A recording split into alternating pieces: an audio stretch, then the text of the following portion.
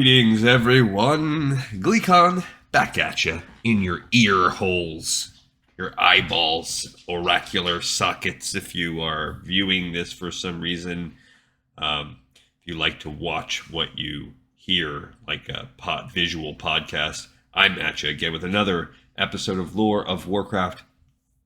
On our last episode, we ran around the Barrens. We really didn't do a ton. We took our tank out and he took him for a spin through Ratchet, messed with the Venture Co. again as we stole part of some machinery, the Samaflange, and I think we killed, just did some random animal killing, some pirate killing, some Northwatch Marines or whatever, so the remnants of those jerky humans that are on, that were in the book we read right before the start of playing Classic.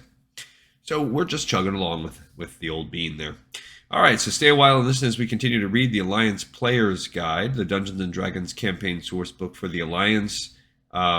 We read about the Ironforged Dwarves last time, and we're going to read a short little blurb on how the history of the Wildhammer Dwarves has kind of progressed separately.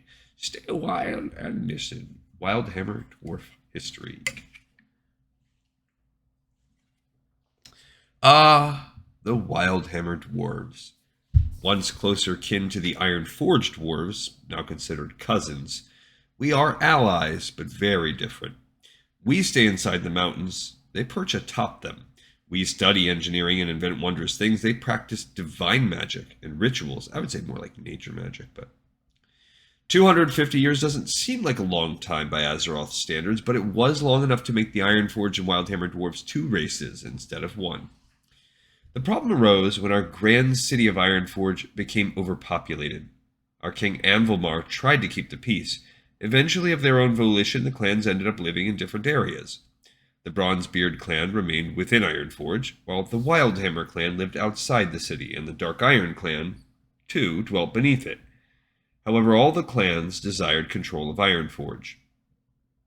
Once King Anvilmar died, the peace broke apart and our people fought the War of the Three Hammers as described above under Ironforged Dwarf history.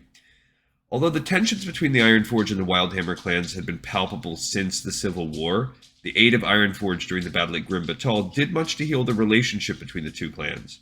Grim Batol suffered from the dark sorceries used in the war, and the Wildhammers had to again find a new home. Although the Ironforged dwarves invited their kin to return to Ironforge, they refused, not wishing to dredge up old grudges. They founded their new kingdom atop Airy Peak, staying on top of the mountain instead of dwelling within. Their years of studying the nature around them, communing with the griffins that soon became their companions, and their time in the high wind and sun changed them the most. Their lifestyle changed both their appearances and their ways of looking at the world. The Wildhammer dwarves became warriors of the air, attacking from the backs of their griffins in an impressive or frightening display, depending on what side you're on. Although they are technically no longer part of the Alliance, they are allies and served in the Second and Third Wars. Yeah, I mean, I think it's curious that they went Dark Iron Dwarves other than Wildhammer when they made the extra races for BFA, although I guess Dark Irons are more distinct. But you could easily slot in Wildhammer Dwarves, why not? After aiding in the Third War, many Wildhammer Dwarves returned home to Airy Peak in the hinterlands in Lordaeron. The taint of the Scourge has yet to reach the hinterlands, so they remain one of the only pure places left in the north. Some Wildhammer dwarves fought in the last battle on Kalimdor and remained in the west. They spent some time in Barrymore, but as it lacked enough peaks to suit their tastes, they flew north to settle in the mountains south of Mount Hyjal. Okay, so let's get on to the culture. Wildhammer dwarf culture. So that, as you saw, not a lot of fleshed out history, certainly not this early in the gaming kind of progress. The Wildhammer dwarves live up to their names as their life on the high crags caused them to focus on nature, passion, and wildness and hammers. Their communion with nature and their griffins leads them to follow the shamanistic path rather than that of the Holy Light. A Wildhammer paladin or priest of the Holy Light is about as rare as an Ironforged druid. We just follow our own paths. The 200 or so years since the Civil War has changed their looks in a surprising way. Life outside of Mountain's Peak is not gentle. Constant exposure to the elements tans and weathers the Wildhammer dwarf's skin. They dress in heavy skins and furs to protect them from the weather and wind while riding their griffins.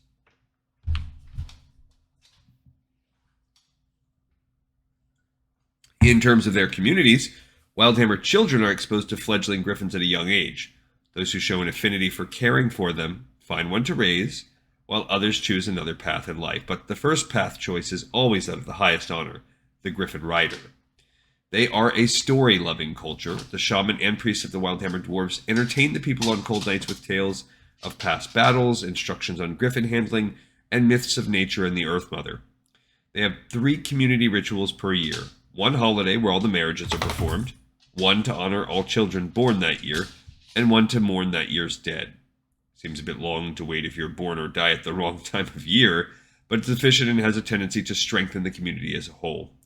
Children born in the same year grow to be strong friends as they celebrate their births all on the same day. Wildhammer Dwarves commonly marry someone from their same birth year, which actually, that is, I was just reading about this like a month or so ago. So I think that concept of a communal birthday and marriage day, I think that's actually not that crazy. I think that is something that some societies, some cultures practice. I don't remember what, but I think like in China or Hong Kong or Korea, some country in Asia, and I'm not trying to like lump together all of those cultures, and it's shameful that I can't just remember like distinctly which is which, but there is an Asian, an East Asian country, and perhaps more than one, where they do that. They have a, like, in addition to your regular birthday, there's like a specific birthday for the year, something like that. I can't quite remember what it is. But anyway, I just read about that concept being existing in like real life. The climate is ideal for brewing good dark beer with some weight to it to keep you warm on the cold, windy nights. Their other beers are of less quality, and the Wildhammers only export their dark beer. Griffin's Tears is my favorite stout. I always try to take a keg back down the mountain with me regardless of what I'm carrying. I don't know that I'd want Griffin Tears. I don't know, that doesn't sound appetizing. The interesting thing about the Wildhammer Dwarves is that they probably have been the only race to maintain the same standard of living after the Third War. The dwarves in Airy Peak live as they did before the war. Untouched by the horrors that happened on the rest of the continent, they've suffered a bit as their suppliers in the towns of Lordaeron are gone, but they still fly south to Stormwind and Ironforge to trade. This frequent contact with the Alliance keeps them abreast of what's happening in the constant struggle with the Scourge and remaining Burning Legion. They have even taken some refugees back to Airy Peak, attempting to do what they can to strengthen the Alliance to what it once was. It seems like maybe that's supposed to be a Wildhammer Dwarf, but like they're just soaring through the air on their own. Maybe jumping, maybe there's going to be a griffin beneath them they land on. They prefer, however, to stay out of conflicts until the Alliance calls upon them. They do not want to muck about with politics, and as long as no one threatens their land or their livelihoods, they are content. They do rise to fight for an ally, and the Alliance is stronger because of them. However, calling in Wildhammer reinforcements certainly isn't enough to win a war. They're great Griffin riders, but they're uncomfortable with technology, and their population wanes. The few Wildhammer Dwarves in Kalimdor are the most affected by the turmoil of the war. They care not for the walls of Theramore, and found no issues to stop them from simply launching into the air and traveling north, avoiding the considerable obstacles, beasts, and horde members on the ground. They had founded 2 kingdoms in the past 250 years, one more wouldn't matter. To their credit, before they left, they met with the Night Elf and Ironforge dwarf delegations in Theramore. We'd already started excavating Baal Modan, and the Wildhammer Dwarves wanted to know if it would be suitable for settlement. We thought not, as they prefer colder climates, and Baal Modan is baked by the sun. We also expressed polite reservations about the mountain being settled by those who do not share our reverence when it comes to the mysteries buried there. The Wildhammers have no interest in the mysteries of the Titans. The Night Elves agreed to allow the Wildhammer Dwarves into their southern mountain peaks, and the Wildhammer Dwarves report to the Night Elves anything out of the ordinary they see from their vantage point. You'd think that dwarves and elves working so well together would be the first odd thing the Wildhammer Dwarves would report, eh? But life in the post-Third War world is different. That's for sure. Okay. Wildhammer Dwarves allowed me to visit their new home in Ashenvale. Yeah, and I think we passed through that as we went down to Stone Talon with Callie on the other episode. I think that there was some Wildhammer Dwarf action going on there. It's bitterly cold on their peaks, and they construct homes that are nearly always part cave and part building. Although they do not claim the same love for engineering and architecture as we have, their constructions are admittedly impressive. They have a wooded area where they raise their griffins. The fearsome bird-like creatures prefer the open air, but the natural flying beasts of the land, the hippogriffs and the wyverns, are sensitive to anything intruding on their territory. So the Wildhammer Dwarves are careful to raise their griffins where they can be shielded to keep them from the sharp eyes of would-be attackers. Some Wildhammer Dwarves in Kalimdor have also been studying with the Night Elves to learn more about Elune, the moon goddess.